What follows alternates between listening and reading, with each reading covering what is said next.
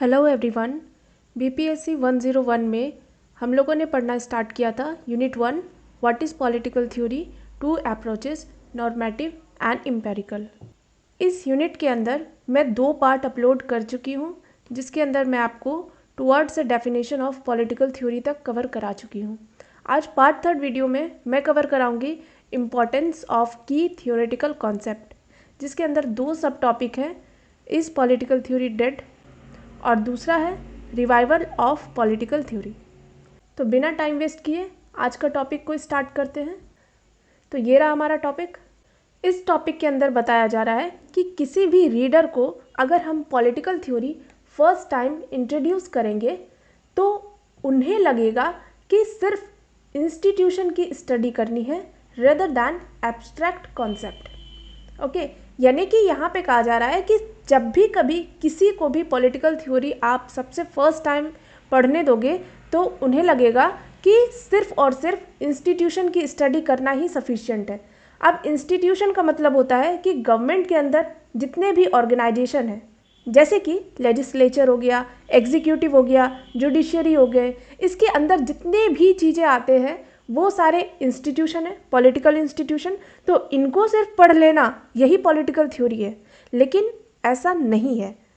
हमें abstract concept को भी पढ़ना है। एब्स्ट्रैक्ट का मतलब होता है आइडिया, ठीक है। हमें आइडिया को भी समझना है ताकि हम कैरेक्टर और नेचर जो सोसाइटी का है उसे अच्छे तरीके से समझ सके।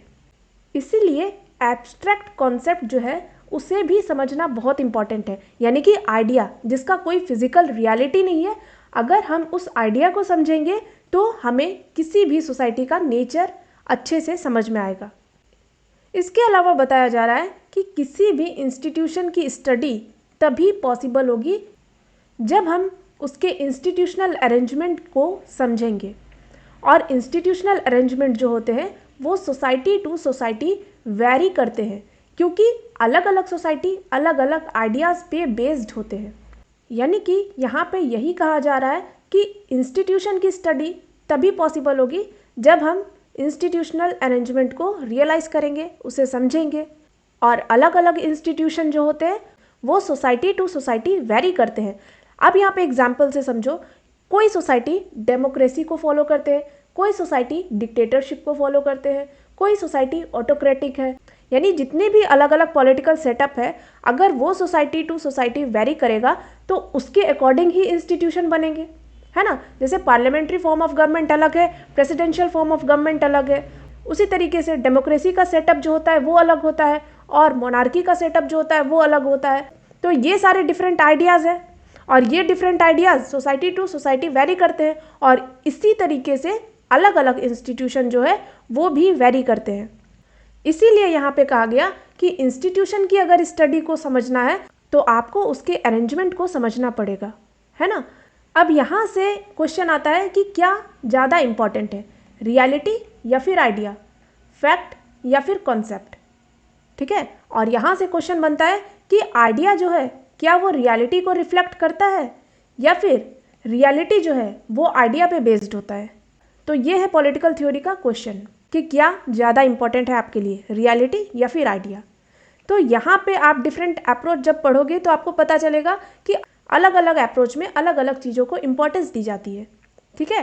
किसी के लिए आइडिया बहुत इंपॉर्टेंट है, किसी के लिए रियलिटी बहुत इंपॉर्टेंट है, कोई फैक्ट पे बहुत रिलाई करता है, कोई कॉन्सेप्ट पे रिलाई करता है। ओके, तो यहाँ पे सबसे पहले हम पढ़ेंगे कि पॉलिटिकल थ्योरी जो है क्या वो डेड हो चुका है। तो यहाँ से स्टोरी आती है मिड 20th सेंचुरी से, यानी कि आप 1950s के आसपास के टाइम ले लो। इस टाइम पे बहुत सारे ऑब्जर्वर जो थे वो लिख रहे थे ऑबिचरी ऑफ पॉलिटिकल थ्योरी। ऑबिचरी का मतलब होता है डेथ लेटर, यानी कि पॉलिटिकल थ्योरी का डेथ लेटर को ऑब्जर्व कर रहे थे, लिख रहे थे कुछ पॉलिटिकल साइंटिस्ट। कुछ लोगों ने कह दिया कि जो पॉलिटिकल थ्योरी है वो डिक्लाइन हो चुका है, कुछ लोगों ने कह दिया कि ये डेथ हो चुका है, कुछ लोगों ने तो ये तक कह दिया कि ये डॉग हाउस में है, यानी कि इसका कोई इम्पोर्टेंस नहीं बचा, पॉलिटिकल थ्योरी डेड हो चुका है। अब ये किस वजह से, ये जो व्यू है इसका राइज कहाँ से हुआ, लोग क्यों कह रहे हैं कि पॉलिटिकल थ्योरी डेड हो चुका है, क्योंकि जो क्लासिकल ट्रेडिशन है पॉलिटिकल थ्योरी का वो बहुत ज़्यादा लोडेड है वैल्यू जजमेंट से, beyond the control of empirical testing. Empirical का मतलब होता है साइंटिफिक तरीके से चीज़ों को आइडेंटिफाई करना, और जो हमारा क्लासिकल ट्रेडिशन है पॉलिटिकल थ्योरी का वो बहुत ज़्यादा वैल्यू जजमेंट की बात करता है, यानी कि क्या होना चाहिए। ओके, तो ये जो क्रिटिसिज्म है नॉर्मेटिव थ्योरी का ये आ रहे हैं लॉजिकल पॉजिटिविस्ट के तरफ से और बिहेवियरलिज्म के तरफ से, यानी कि लॉजिकल पॉजिटिविस्ट और बिहेवियरलिस्ट थिंकर ने क्रिटिसाइज किया है नॉर्मेटिव थ्योरी को, और नॉर्मेटिव थ्योरी जो होते हैं वो वैल्यू जजमेंट की बात करते हैं। मैं आपको डिफरेंस बताती हूँ नॉर्मेटिव और इम्पेरिकल थ्योरी के अंदर। यहाँ पे नॉर्मेटिव थ्योरी जो होते हैं वो बताते हैं कि किस तरीके से चीज़ें होनी चाहिए, how things ought to be, और इम्पेरिकल थ्योरी जो है ये बताते हैं कि चीज़ें है कैसी, हाउ थिंग्स आर। तो बेसिकली नॉर्मेटिव थ्योरी जो होते हैं वो कंसर्न होते हैं इथिकल एंड मॉरल प्रिंसिपल पे। ये वैल्यू की बात करते हैं, ये आइडियल्स की बात करते हैं कि किस तरीके से हमें पॉलिटिकल बिहेवियर और डिसीजन लेने में गाइडेंस मिलनी चाहिए, यानी कि क्या प्रिंसिपल होने चाहिए, क्या वैल्यू होनी चाहिए कोई भी डिसीजन लेने के टर्म में।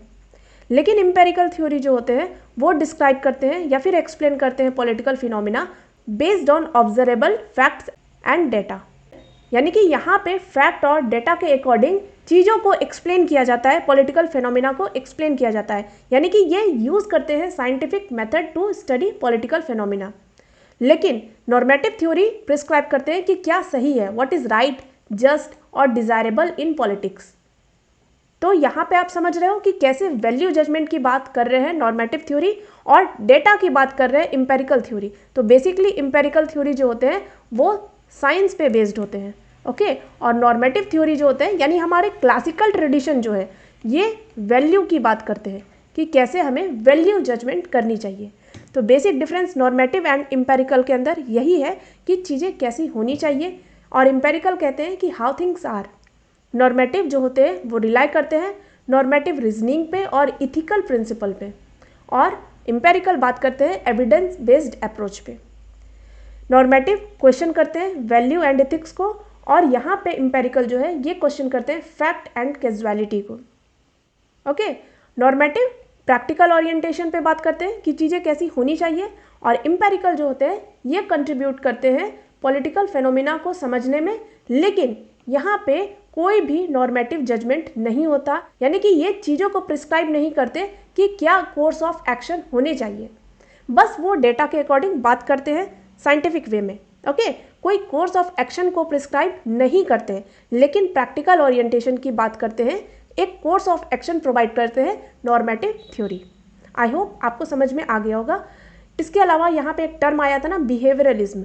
बिहेवियरलिज्म जो होते हैं ये इम्फेसाइज करते हैं इम्पेरिकल ऑब्जर्वेशन पे and study of observable behaviour, यानी कि इम्पेरिकल ऑब्जर्वेशन डेटा और फैक्ट के अकॉर्डिंग जो बात कर रहे हैं ये इम्पेरिकल चीज़ें, इस पर रिलाई करता है बिहेवियरलिज्म। और दूसरा ये लोगों के बिहेवियर को ऑब्जर्व करके थ्योरी प्रोवाइड करते हैं। ये जो होते हैं ये नॉर्मेटिव जजमेंट को अवॉइड करते हैं। ओके, तो यहाँ से आपको समझ में आ रहा है ना कि ये नॉर्मेटिव जजमेंट को अवॉइड कर रहे हैं। तो जब ये अवॉइड करेंगे चीज़ों को तो पक्का है कि वो नॉर्मेटिव थ्योरी को क्रिटिसाइज करेंगे। ऑलराइट, तो लॉजिकल पॉजिटिविस्ट और बिहेवियरलिज्म ये दोनों ही साइंटिफिक तरीके से काम करते हैं, इसीलिए ये नॉर्मेटिव थ्योरी जो कि वैल्यू को प्रेफर कर रहा है इसे क्रिटिसाइज करते हैं। ओके, इसके अलावा एस्टोन, डेविड एस्टोन एक थ्योरिस्ट है, वो बताते हैं कि पॉलिटिकल थ्योरी जो होते हैं ये हिस्टोरिकल फॉर्म से कंसर्न्ड है, इसीलिए ये लॉस्ट कर चुके हैं अपना कंस्ट्रक्टिव रोल, यानी कि ओवर रिलायंस हो जाता है हिस्ट्री पे, इसीलिए उनका कंस्ट्रक्टिव रोल जो है यानी कि और भी चीज़ें अच्छे तरीके से प्रैक्टिकल तरीके से जो अभी के सिचुएशन को समझकर डेवलप करनी चाहिए, उसको और कंस्ट्रक्ट करनी चाहिए, ये कंस्ट्रक्टिव रोल जो है ये खो चुका है political theory just because of historicism. इसीलिए डेविड एस्टोन ये ब्लेम करते हैं William Dunning, Charles H McIlwain, George M Sabine को हिस्टोरिसिज्म इन पॉलिटिकल थ्योरी के लिए। ये चीज़ें मैं आपको अच्छे से समझाती हूँ, बस अभी आप मेरी बातों को सुनो। ये पॉलिटिकल थ्योरी जो होते हैं ये स्टूडेंट को serious study of value theory को पढ़ने से डिस्यूट करते हैं, यानी कि स्टूडेंट को डीमोटिवेट करते हैं कि वो वैल्यू थ्योरी को भी स्टडी करे और एलिमेंट ऑफ हिस्ट्री को और फिलॉसफी को पॉलिटिकल थ्योरी के अंदर रिजेक्ट करते हैं। अब ये चीज़ को अच्छे से समझाने के लिए थोड़ा सा आगे चलना पड़ेगा, उसके बाद मैं आपको बताती हूँ कि एक्चुअली में डेविड एस्टन कहना क्या चाहते हैं। तो जब आगे आप पढ़ोगे तो यहाँ पे आपको मिलेगा कि डेविड एस्टन जो है ओवरऑल 4 रीज़न बताते हैं डिक्लाइन ऑफ पॉलिटिकल थ्योरी का। सबसे पहला है हिस्टोरिसिज्म, जिसके बारे में मैं आपको यहाँ पे बात की कि कैसे वो इन सारे जो विलियम डनिंग है, चार्ल्स एच मैक्लेवेन है, जॉर्ज एम सेबाइन है, इन सारे को रिस्पॉन्सिबल ठहरा रहे हैं हिस्टोरिसिज्म इन पॉलिटिकल थ्योरी के लिए, यानी कि कैसे हिस्ट्री का गलत इस्तेमाल करके पॉलिटिकल थ्योरी को खराब कर दिया गया, डिक्लाइन होने पर मजबूर कर दिया गया। ओके, तो ये 4 रीज़न बताते हैं डिक्लाइन ऑफ पॉलिटिकल थ्योरी के लिए। इसको डिटेल में आपको समझाती हूँ पीपीटी के थ्रू।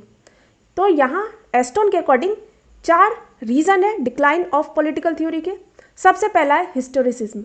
रिसर्चर जो है पॉलिटिकल थ्योरीज के, वो क्या कर रहे हैं, एंशियंट पॉलिटिकल आइडियाज़ पे ओवर कन्फाइन कर रहे हैं। ओके, वो क्या कर रहे हैं, इंटायरली डिवोट हो चुके हैं, अपने आप को इंटायरली डिवोट कर दिए हैं कन्वेंशनल वैल्यू जो पास्ट के हैं उनको डिस्कस करने में। यानी कि कन्वेंशनल मतलब क्या हो गए, जो ओल्ड वैल्यू है। चीज़ें टाइम टू टाइम चेंज होती रहती है ना, लेकिन यहाँ पे जो पॉलिटिकल थ्योरिस्ट है वो क्या कर रहे हैं, अपने आप को डिवोट कर दिए हैं इंटायरली कन्वेंशनल वैल्यू को डिस्कस करने में। वो कोई नया इंटरेस्ट नहीं लिए न्यू पॉलिटिकल वैल्यू को डेवलप करने में। इससे क्या हो गया, ये इरोज कर दिए वैल्यू बेस्ड पॉलिटिकल थ्योरी को। ओके, इसी रीज़न की वजह से एस्टन जो है वो क्रिटिसाइज कर दिए फॉर्मर पॉलिटिकल साइंटिस्ट इन सारे को, और उन्हें रिस्पॉन्सिबल ठहराया कि वो कुछ ज़्यादा ही समय को स्पेंड कर दिए हैं पास्ट की आइडियोलॉजी को एम्फेसाइज करने के अंदर। इसी वजह से हिस्टोरिसिज्म को एक रीज़न माना जाता है पॉलिटिकल थ्योरी के डिक्लाइन में, क्योंकि उन्होंने कोई नए आइडिया को, न्यू पॉलिटिकल वैल्यू को डेवलप ही नहीं किया, जो पुराने कन्वेंशनल वैल्यू है उन्हें ही डिस्कस करते रहे, उन्हें ही एम्फेसाइज करते रहे। ओके, दूसरा है मॉरल रिलेटिविज्म।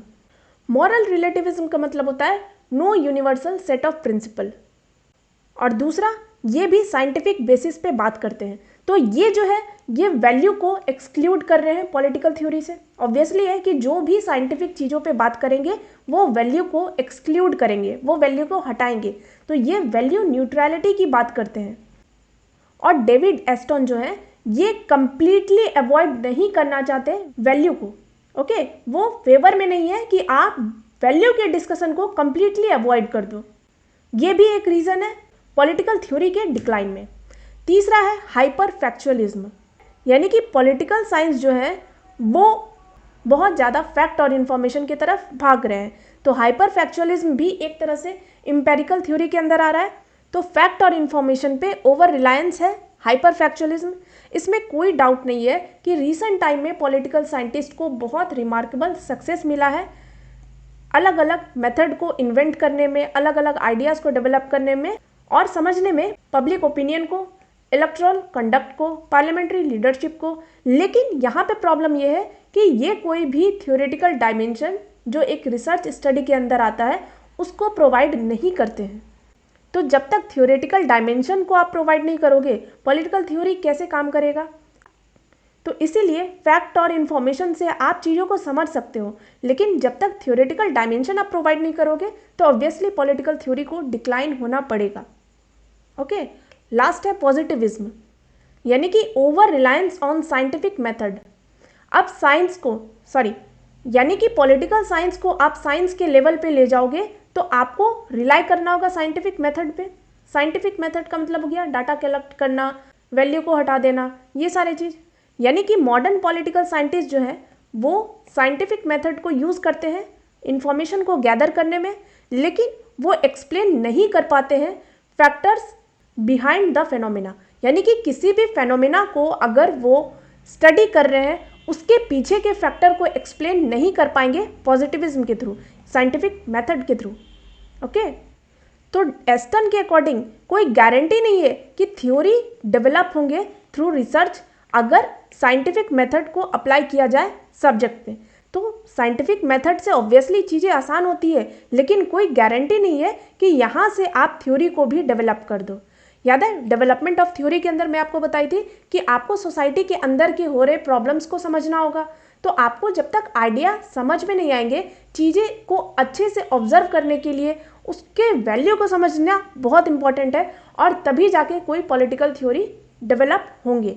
तो यहाँ पे जो डेविड एस्टन के थ्रू दिया गया ये 4 रीज़न है पॉलिटिकल थ्योरी के डिक्लाइन होने पे। ये आई थिंक आपको अच्छे से समझ में आ गए होंगे कि किस तरीके से हिस्टोरिसिज्म, मॉरल रिलेटिविज्म, हाइपरफैक्चुअलिज्म, पॉजिटिविज्म ये सारे ही रीज़न बने डिक्लाइन होने के पॉलिटिकल थ्योरी के अंदर, जिसमें से मॉरल रिलेटिविज्म, हाइपरफैक्चुअलिज्म और पॉजिटिविज्म डायरेक्टली रिलेट करता है साइंटिफिक थ्योरी से। तो इसीलिए एस्टन जो है वो एग्जामिन किए reason behind the decline of political theory, जिसमें से इन्होंने हिस्टोरिसिज्म को बहुत अच्छे से बताया है। और हिस्टोरिसिज्म के वजह से एक टेंडेंसी डेवलप हुआ जिसमें पॉलिटिकल साइंटिस्ट जो हैं वो अपने एज के यानी कि पुराने समय की चीज़ों को बता रहे हैं, और इससे कंस्ट्रक्टिव अप्रोच जो है वो लॉस कर गया, यानी कि नए नए आइडियाज़ डेवलप नहीं हो पाए। और इस इम्फेसिस के थ्रू कोई इंक्वायर नहीं कर रहा इस मॉरल वैल्यू के मेरिट को लेकर, बल्कि अब समझने को ट्राई कर रहा ओरिजिन, डेवलपमेंट और सोशल इम्पैक्ट। तो हिस्ट्री का जो यूज़ है वो इंडोर्स कर रहा है एग्जिस्टिंग वैल्यू को, ना कि कोई न्यू वैल्यू को डेवलप कर रहा है। दूसरा, मॉरल रिलेटिविज्म जो है ये रिस्पॉन्सिबल है for the attention A theory received from history, यानी कि वही चीज़ मॉरल रिलेटिविज्म जो साइंटिफिक बेसिस पे बात कर रहा है, ये सारे भी थ्योरी को अटेंशन हिस्ट्री की वजह से ही दे पा रहे हैं। तो बेसिकली यहाँ पे आपको फोकस बस इस 4 रीज़न पे करने हैं कि क्या कारण था पॉलिटिकल थ्योरी के डिक्लाइन होने में। ओके, तो मैं आपको अच्छे से अलग तरीके से बता दी कि कैसे ये 4 रीज़न पॉलिटिकल थ्योरी के डिक्लाइन में रिस्पॉन्सिबल बना। ओके, अब नेक्स्ट हमारा टॉपिक है revival of political theory. 1930s के टाइम पे पॉलिटिकल थ्योरी जो है वो हिस्ट्री ऑफ आइडियाज़ को स्टडी करना स्टार्ट कर दिए थे एक पर्पस के साथ, और पर्पस था कि लिबरल डेमोक्रेटिक थ्योरी जो है उसे डिफेंड करना है, क्योंकि उस टाइम पे टोटलिटेरियन आइडियाज़ इमर्ज हो रहे थे, जैसे कि कम्युनिज्म, फासिज्म और नाजिज्म। याद करो 1930s का ही जो टाइम था, उसी वक्त ये सारे आइडिया इमर्ज हो रहे थे वर्ल्ड वार 1 के बाद, और ये भी एक आइडियोलॉजी था जो वर्ल्ड वार 2 की तरफ शिफ्ट किया। तो इस वक्त बहुत सारे पॉलिटिकल थ्योरिस्ट जो थे वो आइडिया के हिस्ट्री को स्टडी कर रहे थे। तो एक पॉलिटिकल थिंकर है लैसवेल, जिन्होंने इस्टेब्लिश किया साइंटिफिक पॉलिटिकल थ्योरी एक पर्पस के साथ, ताकि वो ह्यूमन बिहेवियर को कंट्रोल कर सके, ताकि वो मरियम एक अलग पॉलिटिकल थिंकर है, उनके एम और डायरेक्शन को लेकर चले। ठीक है, तो लैसवेल साइंटिफिक पॉलिटिकल थ्योरी बस इस पर्पस से दिए थे ताकि वो ह्यूमन बिहेवियर को कंट्रोल कर सके। तो क्लासिकल ट्रेडिशन के अगेंस्ट में साइंटिफिक पॉलिटिकल थ्योरी जो है वो डिस्क्राइब करते हैं, ना कि प्रिस्क्राइब करते हैं। याद करो क्लासिकल ट्रेडिशन जो थे वो नॉर्मेटिव थ्योरी पे बात करते हैं, यानी कि चीज़ें कैसी होनी चाहिए, तो वो प्रिस्क्राइब करते हैं कि क्या रियल सेंस में होने चाहिए। लेकिन साइंटिफिक पॉलिटिकल थ्योरी जो है वो डिस्क्राइब करते हैं चीज़ों को। जैसे सपोज एग्जाम्पल लो जस्टिस, ठीक है, हम जस्टिस को लेते हैं, तो अगर हम इसको क्लासिकल ट्रेडिशन के तौर पे देखें, नॉर्मेटिव तरीके से देखें, तो वो बताएंगे कि जस्टिस क्या होने चाहिए, जस्टिस के अंदर क्या क्या चीज़ें रखें, ताकि वो प्रॉपर सेंस में लगे कि ये रियल सेंस में सोसाइटी में जस्टिस ला रहे हैं। तो वो चीज़ों को प्रिस्क्राइब करते हैं। लेकिन अगर साइंटिफिक पॉलिटिकल थ्योरी को ले तो वो सिर्फ जस्टिस को डिस्क्राइब कर देंगे कि व्हाट इज़ जस्टिस, चीज़ों को प्रिस्क्राइब नहीं करेंगे। अब पॉलिटिकल थ्योरी ट्रेडिशनल सेंस में कुछ लोगों के वर्क में अलाइव है, यानी कि कुछ लोगों के वर्क में दिखता है कि पॉलिटिकल थ्योरी ट्रेडिशनल सेंस में अभी भी है, जैसे कि हन्ना एरेंट हो गए, थियोडोर एडोर्नो हो गए, मार्क्यूस, लियो स्ट्रॉस, ये सारे पॉलिटिकल थिंकर जो है वो पॉलिटिकल थ्योरी को ट्रेडिशनल सेंस में अपने कामों में अभी भी रखे हैं। इनके जो व्यू हैं वो कुछ टर्म में, कुछ आइडियाज़ में डिफ़र करते हैं अमेरिकन पॉलिटिकल साइंस पर, जो कि बिलीव करता है लिबरल डेमोक्रेसी में, साइंस में और हिस्टोरिकल प्रोग्रेस में। तो अमेरिकन पॉलिटिकल साइंस जो है वो लिबरल डेमोक्रेसी में बिलीव करते हैं, और ये सारे जो थिंकर हैं एरेंट, एडोर्नो, मार्क्यूस और स्ट्रॉस, इनके आइडिया डिफर करते हैं। ओके, तो ये सारे जो हैं ऑल ऑफ देम ये रिजेक्ट करते हैं पॉलिटिकल मैसेनिज्म एंड यूटोपियनिज्म इन पॉलिटिक्स। यानी कि यूटोपियन आइडिया ऐसे आइडिया होते हैं जो कि सिर्फ आइडिया में रियल लगते हैं, प्रैक्टिकल सेंस में वो रियल नहीं होंगे, तो इसी को यूटोपिया कहा जाता है। तो ये सारे जो थिंकर हैं एरेंट, एडोर्नो, मार्क्यूस और स्ट्रॉस, ये रिजेक्ट करते हैं पॉलिटिकल यूटोपियनिज्म को। हन्ना एरेंट यानी एरेंट जो है ये फोकस करती हैं mainly on the uniqueness and responsibility of human being, यानी कि ये ह्यूमन बीइंग की रिस्पॉन्सिबिलिटी और उनके यूनिकनेस को फोकस करती हैं, और इसी वजह से ये क्रिटिसाइज करती है बिहेवियरलिज्म को। अब बिहेवियरलिज्म जो है ये एम्पेरिकल मेथड है, साइंटिफिक बेसिस पे काम करती है, लोगों के बिहेवियर को स्टडी करके थ्योरी प्रोवाइड करती है।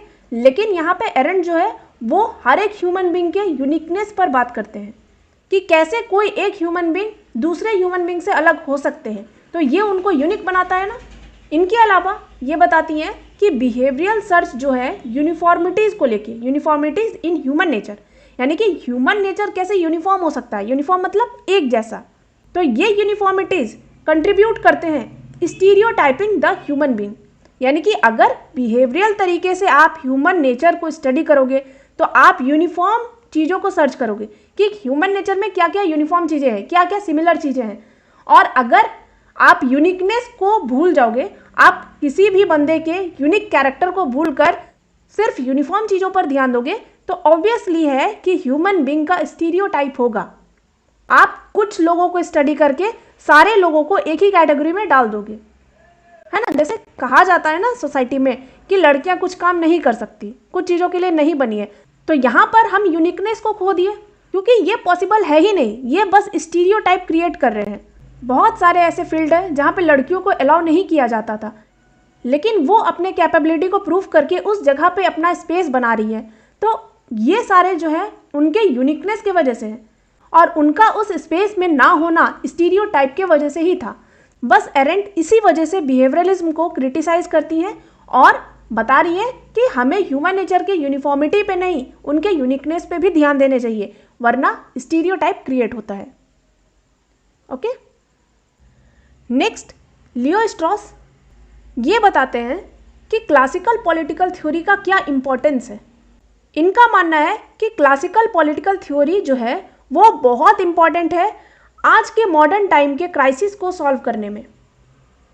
इसके अलावा ये एग्री नहीं करते कि सारे पॉलिटिकल थ्योरी जो है वो आइडियोलॉजिकल नेचर के होते हैं और एक गिवन सोशियो इकोनॉमिक इंटरेस्ट को दिखाते हैं, क्योंकि मोस्ट जो पॉलिटिकल थिंकर हैं वो मोटिवेटेड होते हैं by the possibility of discerning principle of right order in social existence. यानी कि सोशल एग्जिस्टेंस का राइट ऑर्डर क्या होना चाहिए, उनसे मोटिवेट होकर काम करते हैं।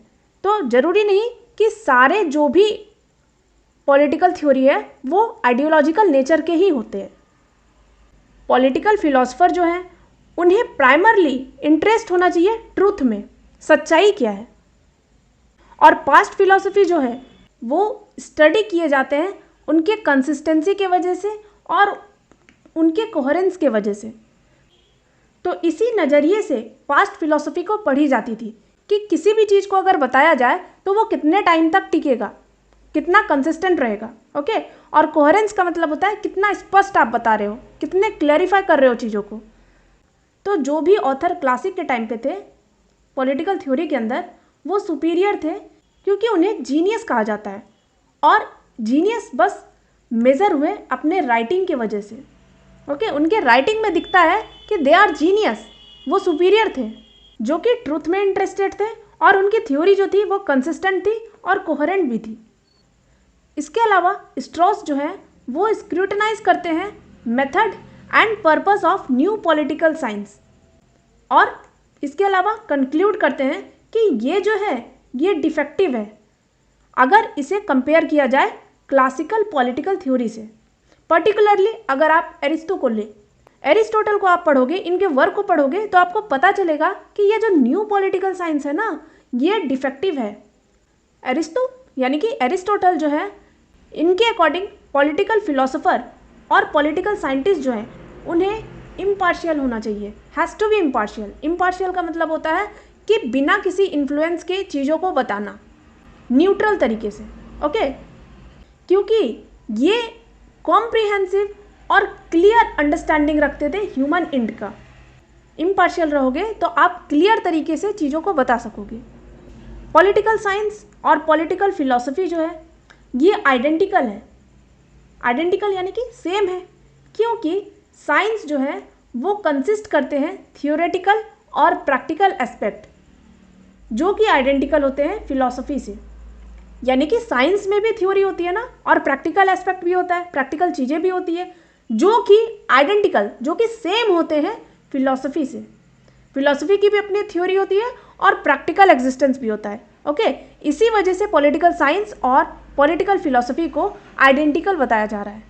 लेकिन याद करो पहला पार्ट इस चैप्टर का, जिसमें मैं आपको पॉलिटिकल फिलॉसफी और पॉलिटिकल साइंस में डिफरेंस बताई थी कि ये एक डिसिप्लिन है और पॉलिटिकल फिलॉसफी ऐसी चीज़ों का जिक्र करता है जो कि फोकस करें कि चीज़ें कैसी होनी चाहिए। लेकिन यहाँ पर आपको देखने को मिलेगा कि दोनों में सिमिलैरिटी क्या है। सिमिलैरिटी यही है कि दोनों की अपनी थ्योरी है और दोनों का प्रैक्टिकल एस्पेक्ट भी है, ओके। इसके अलावा अरिस्टो के पॉलिटिकल साइंस जो है वो इवैल्यूएट करते हैं पॉलिटिकल थिंग्स को और डिफेंड करते हैं autonomy of prudence in practical matter. Prudence का मतलब होता है रीज़न से किसी भी चीज़ को सोचना। तो प्रैक्टिकल मैटर में रीज़न का यूज़ करना, इसकी ऑटोनॉमी को डिफेंड करते हैं और पॉलिटिकल एक्शन को इस नज़रिए से देखते हैं कि वो कैसे इथिकल हो सकते हैं। तो अरिस्टो पॉलिटिकल थिंग को इवैल्यूएट करते हैं किस तरीके से, रीज़न को डिफेंड करके प्रैक्टिकल मैटर में और पॉलिटिकल एक्शन को इथिकल समझ के, जिसको बिहेवियरलिज्म जो है वो डिनाई करते हैं, क्योंकि ये सेपरेट कर रहे हैं पॉलिटिकल फिलॉसफी को पॉलिटिकल साइंस से और सब्सटीट्यूट कर रहे हैं distinction between theoretical and practical science. यानी कि बिहेवियरलिज्म जो थ्योरी है ना, वो पॉलिटिकल फिलॉसफी को पॉलिटिकल साइंस से अलग बताते हैं, क्योंकि ये थ्योरी और प्रैक्टिकल साइंस में डिफरेंस बता रहे हैं। तो जब थ्योरी और प्रैक्टिकल साइंस में डिफरेंस आ जाएगा तो obviously political science political philosophy को भी डिफरेंट कर देगा, ओके। तो बिहेवियरलिज्म जो है ये अप्लाइड साइंस को डेराइव करते हैं थियोरेटिकल साइंस से, पर सेम मैनर में नहीं जैसे कि क्लासिकल ट्रेडिशन विजुअलाइज करते हैं। बिहेवियरलिज्म अपने तरीके से बता रहे हैं कि कैसे अप्लाइड साइंस यानी कि प्रैक्टिकल साइंस जो है वो थियोरेटिकल साइंस से डिफरेंट है, क्योंकि सबका अपना अपना नज़रिया है। यहाँ पे मैं अपना कोई भी ओपिनियन नहीं दे रही, मैं वही बता रही हूँ जो कि बुक में लिखा हुआ है। तो बिहेवियरलिज्म के अकॉर्डिंग अप्लाइड साइंस को थ्योरी से कोई मतलब नहीं है, थियोरेटिकल साइंस टोटली डिफरेंट है अप्लाइड साइंस से। तो बिहेवियरलिज्म जो है लाइक पॉजिटिविज्म इज डिजास्टरस। क्यों कहा जा रहा है डिजास्टरस? क्योंकि ये डिनाई करते हैं नॉलेज रिगार्डिंग अल्टीमेट प्रिंसिपल। तो अल्टीमेट प्रिंसिपल जो होते हैं उनके जो नॉलेज है उनको ही डिनाई कर रहे हैं, इसीलिए बिहेवियरलिज्म को डिजास्टरस बताया जा रहा है लाइक पॉजिटिविज्म। दोनों ही इंपेरिकल थ्योरी है, यानी कि साइंस पे बेस्ड है। याद करो पॉजिटिविज्म भी एक रीज़न था ना, decline in political theory according to David Easton. तो इसीलिए बिहेवियरलिज्म को डिजास्टरस बताया जा रहा है। इनका बैंकरप्सी जो है ये एविडेंट है, यानी कि कहा जा रहा है कि ये एक टाइम पे बैंकरप्ट होंगे, वो एक टाइम पे हेल्पलेस दिखेंगे, क्योंकि ये डिस्टिंग्विश नहीं कर पा रहे हैं राइट को रॉन्ग से, जस्ट को अनजस्ट से, वो भी उस वक्त जब राइज हो रहा है टोटलिटेरियनिज्म का, है ना। यहाँ पे 1930s की बात हो रही है ना, 1930s के टाइम पे कम्युनिज्म, फासिज्म, नाजिज्म, ये सारे आइडिया एक टोटलिटेरियन आइडिया है जो कि इमर्ज हो रहे हैं, और इस वक्त आप हेल्पलेस हो, राइट को रॉन्ग से डिफ्रेंशिएट नहीं कर पा रहे, जस्ट को अनजस्ट से डिफ्रेंशिएट नहीं कर पा रहे, तो ऑब्वियसली ये एक टाइम पे बैंकरप्ट होगा। बैंकरप्ट यहाँ पे इस सेंस में कहा जा रहा है, इकोनॉमी का कोई टर्म नहीं है, यहाँ पे बैंकरप्ट इस सेंस में कहा जा रहा है क्योंकि ये एक टाइम पे फेल होंगे। इसीलिए स्ट्रॉस जो है वो काउंटर कर रहे हैं एस्टोन के चार्ज ऑफ हिस्टोरिसिज्म को बाय एलेगिंग कि न्यू साइंस जो है ये रिस्पॉन्सिबल है डिक्लाइन इन पॉलिटिकल थ्योरी। यानी कि डेविड एस्टन ने हिस्टोरिसिज्म को भी एक रीज़न माना था ना डिक्लाइन इन पॉलिटिकल थ्योरी। और हिस्टोरिसिज्म का मतलब क्या होता है? हिस्ट्री को स्टडी करके, पुराने जितने भी आइडियाज़ हैं उनको स्टडी करके पॉलिटिकल थ्योरी को बताना। तो यहाँ पे इनको काउंटर कर रहे हैं स्ट्रॉस और बता रहे हैं कि न्यू साइंस जो है वो रिस्पॉन्सिबल है पॉलिटिकल थ्योरी के डिक्लाइन में, जो कि वेस्ट में पॉलिटिकल क्राइसिस का रीज़न बना, क्योंकि इन्होंने क्या किया, ओवरऑल नेग्लेक्ट कर दिए नॉर्मेटिव इशू को। नॉर्मेटिव यानी कि कैसी चीज़ें होनी चाहिए, आपने पॉलिटिकल वैल्यू को ही हटा दिया। नॉर्मेटिव का मतलब ही है ना वैल्यू को प्रेफरेंस देना, आपने वैल्यू को प्रेफर किया ही नहीं, आपने इसको निग्लेक्ट कर दिया, तो ऑब्वियसली पॉलिटिकल क्राइसिस आएंगे। इसीलिए यहाँ पे न्यू साइंस को रीज़न मानते हैं स्ट्रॉस पॉलिटिकल थ्योरी के डिक्लाइन में। इसके अलावा एक थिंकर है वोगेलिन। आई एम सॉरी अगर मेरे प्रोनाउंसिएशन गलत है, तो आप बस चीज़ों को समझो, ओके। इन्होंने रिगार्ड किया है पॉलिटिकल साइंस और पॉलिटिकल थ्योरी को as inseparable and that one is not possible without the other. तो यहाँ पर जो वोगेलिन है ये भी कह रहे हैं कि हमारा जो पॉलिटिकल साइंस है और पॉलिटिकल थ्योरी जो है ये इनसेपरेबल है, यानी कि आप इसको सेपरेट नहीं कर सकते एक दूसरे से, क्योंकि बिना थ्योरी के तो साइंस होंगे नहीं, है ना। तो one is not possible without the other. Political science के बिना अधूरा है पॉलिटिकल थ्योरी, और सिमिलरली पॉलिटिकल थ्योरी के बिना अधूरा है पॉलिटिकल साइंस। इसीलिए ये दोनों को सेपरेट नहीं किया जा सकता। इसके अलावा पॉलिटिकल थ्योरी कोई आइडियोलॉजी नहीं है, ना ही ये यूटोपिया है, ना ही ये साइंटिफिक मेथोडोलॉजी है, बल्कि ये एक्सपेरियंशियल साइंस है of the right order at both the level of individual and society, यानी कि एक्सपीरियंस साइंस है। अब यहाँ पे आप समझो एक्सपेरियंशियल साइंस क्यों बोला जा रहा है। ये वर्ड जो है एक्सपेरियंशियल, इसका मतलब क्या, एक्सपीरियंस से आया है। तो यहाँ पे पॉलिटिकल थ्योरी कोई आइडियोलॉजी नहीं है, कोई साइंटिफिक मेथोडोलॉजी नहीं है, बल्कि क्या है, एक्सपेरियंशियल साइंस, यानी एक्सपीरियंस के अकॉर्डिंग जो साइंस होते हैं राइट ऑर्डर में, इंडिविजुअल लेवल पर भी और सोसाइटी लेवल पे भी, यही है पॉलिटिकल थ्योरी। एक्सपीरियंस के बेसिस पर जो साइंस है, यानी कि political theory is an experience science, okay. तो पॉलिटिकल थ्योरी जो है इनको स्टडी करना होता है क्रिटिकली और empirically the problem of order. Dissect का मतलब हो गया कि चीज़ों को स्टडी करना, और जब भी स्टडी करेंगे तो वो कैसे स्टडी करेंगे, इम्पेरिकली भी और क्रिटिकली भी। क्रिटिकली मतलब पॉजिटिव निगेटिव दोनों ही देखेंगे, और इम्पेरिकली का मतलब साइंटिफिक तरीके से भी। दोनों तरीके से आप ऑर्डर में जो प्रॉब्लम है, सोसाइटी के अंदर जो भी प्रॉब्लम है, उनको आप स्टडी करोगे। तो थ्योरी जो है वो ना ही केवल ओपिनियन है about human existence in society, बल्कि ये अटेम्प्ट है to formulate the meaning of existence by explicating the consent of a definitive class of experiences. यानी कि सिंपली अगर कहा जाए तो यहाँ पे जो थ्योरी है वो ना ही केवल ह्यूमन एग्जिस्टेंस कैसे हो रहा है सोसाइटी में इसके बारे में ओपिनियन देता, बल्कि ये एक अटेम्प्ट लेता, ये समझाने की कोशिश करते कि कैसे एग्जिस्टेंस हो रहे हैं अलग अलग एक्सपीरियंस से, ओके। तो इनका जो आर्ग्यूमेंट है वो आर्बिट्ररी नहीं है कि ऐसे ही चीज़ों को कह दिए, बल्कि ये डेराइव करते हैं चीज़ों को from the aggregate of experience, यानी काफ़ी सारे एक्सपीरियंस को एग्रीगेट करके जोड़कर डेराइव करते हैं अपने आर्ग्यूमेंट को, जिसको वो परमानेंटली रेफर कर सकें फॉर एम्पेरिकल कंट्रोल, ओके। तो एक्सपीरियंस के बेसिस पर अपने आर्ग्यूमेंट देना, ना कि बस ऐसे ही आर्बिट्ररी तरीके से कह देना। यहाँ पे आर्बिट्ररी का मतलब है अपने माइंड से कुछ कह देना बिना कोई प्रूफ के, ओके। तो यहाँ पे जो पॉलिटिकल थ्योरी है इनकी आर्ग्यूमेंट जो है वो आर्बिट्ररी नहीं है, बल्कि एक्सपीरियंस को इकट्ठा करके कहा गया है। अंडरस्टूड? अब यहाँ से कॉन्सेप्ट क्लियर हो गया कि टॉपिक में लिखा क्या गया है रिवाइवल ऑफ पॉलिटिकल थ्योरी के अंदर।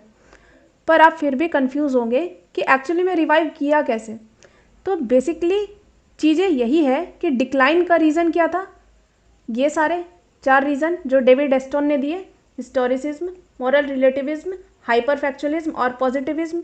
इसके अलावा लियो स्ट्रॉस ने काउंटर करते हुए डेविड एस्टन को क्या कहा कि न्यू पॉलिटिकल साइंस जो है वो रीज़न है पॉलिटिकल थ्योरी के डिक्लाइन में। तो देखो, याद बस ये रखो कि अलग अलग थिंकर अपने अपने तरीके से चीज़ों को बताते हैं, कुछ का कहना है कि जो क्लासिकल ट्रेडिशन है, यानी कि जो नॉर्मेटिव थ्योरी को लेकर चलते हैं, उनके वजह से पॉलिटिकल थ्योरी का डिक्लाइन हुआ, क्योंकि उनमें साइंटिफिक बेसिस नहीं है।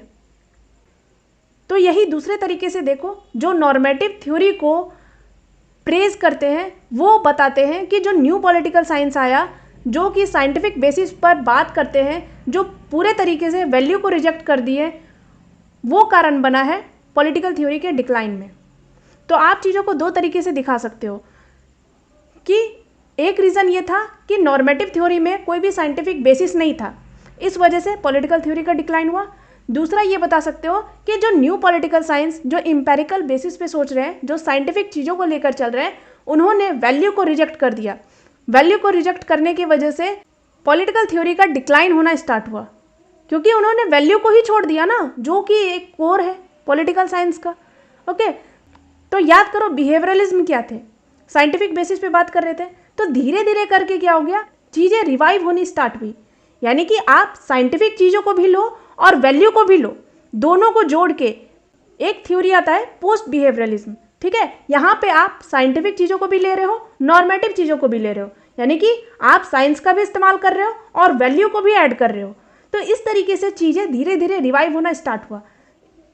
इसके अलावा कहा जाता है कि जॉन रॉल जब अपनी बुक पब्लिश किया ना, तो वहाँ से एक रिवाइवल स्टार्ट हुआ था पॉलिटिकल थ्योरी का। तो जॉन रॉल जो है वो एक लिबरल थिंकर है, तो उनके वर्क की वजह से पॉलिटिकल थ्योरी का री इमर्जेंस, रिवाइवल स्टार्ट हुआ। ठीक है, तो यहाँ पे देखो क्या कहा गया था कि लिबरल डेमोक्रेटिक थ्योरी को डिफेंड करना। ठीक है ना, तो इसी तरीके से धीरे धीरे करके पॉलिटिकल थ्योरी का रिवाइवल स्टार्ट हुआ। कुछ चीज़ें जो कि इसको डिक्लाइन की तरफ शिफ्ट कर रही थी, उनमें मॉडिफाई कर करके चीज़ें रिवाइव होती गई। जैसे मैं आपको बताई कि इम्पेरिकल चीज़ों में वैल्यू को ऐड कर देना, इम्पेरिकल के साथ एक रीज़न था रिवाइवल ऑफ पॉलिटिकल थ्योरी। तो आई होप चीज़ें समझ में आई होंगी आपको कि कैसे पॉलिटिकल थ्योरी का डेड हुआ और कैसे ये रिवाइव होना स्टार्ट हुआ। तो आज के जो टॉपिक थे ये क्लियर हो गए होंगे आपको। यहाँ पर से आप देख लो कि पहले पार्ट 2 में मैं आपको डेफिनेशन ऑफ पॉलिटिकल थ्योरी तक कवर करा दी थी। आज की क्लास में मैं आपको इम्पोर्टेंस जो था कि थियोरेटिकल कॉन्सेप्ट, जैसे कि पॉलिटिकल थ्योरी कैसे डेड हुआ, कैसे रिवाइव किया, ये सारे आज क्लियर हो गए। अब बस एक पार्ट बचा है इसका कि पॉलिटिकल थ्योरी में क्या क्या अप्रोचेस होते हैं। तो इसके अंदर 4 अप्रोच आपको दिए गए हैं, हिस्टोरिकल, नॉर्मेटिव, इम्पेरिकल और कंटेम्प्रेरी, जिसमें से आप ये तीनों को थोड़ा थोड़ा तो समझ ही गए होंगे कि हिस्टोरिकल क्या है, हिस्ट्री को पढ़ के, नॉर्मेटिव क्या है, वैल्यू को जज करके, यानी चीज़ें कैसी होनी चाहिए, और इम्पेरिकल क्या है, साइंटिफिक बेसिस पे। ओके, तो ये 3 तो आप समझ गए होंगे। और कंटेम्प्रेरी यानी कि अभी के टाइम पे क्या चल रहा है, अभी के टाइम पे क्या चल रहा है, साइंस के साथ साथ वैल्यू को भी ऐड कर देना, यही है ना कंटेम्प्रेरी बेसिस, जो कि पॉलिटिकल थ्योरी को एक नया बर्थ दिया। ये 4 अप्रोच मैं आपको नेक्स्ट पार्ट में कवर करा दूंगी। तो आज के लिए बस इतना ही। आई होप आपको सारे चीज़ समझ में आए होंगे। तो इस चैप्टर में कुछ चीज़ें ऐसी होंगी जिससे आप एग्री ना करते हो, तो वो मेरे पर्सनल व्यू नहीं है, जो कि बुक में लिखा गया है, बस वही मैं समझाई। मेरे कुछ एग्जाम्पल, मेरे कुछ प्रोनाउंसिएशन गलत हो सकते हैं, उसके लिए I am really sorry. But जो चीज़ों को मैं समझा रही हूँ आप उन पे फोकस करना और वापस से एक बार इस चैप्टर को स्टडी कर लीजिएगा, आपको और भी क्लैरिटी से समझ में आएंगे। ओके, तो आज के लिए बस इतना ही।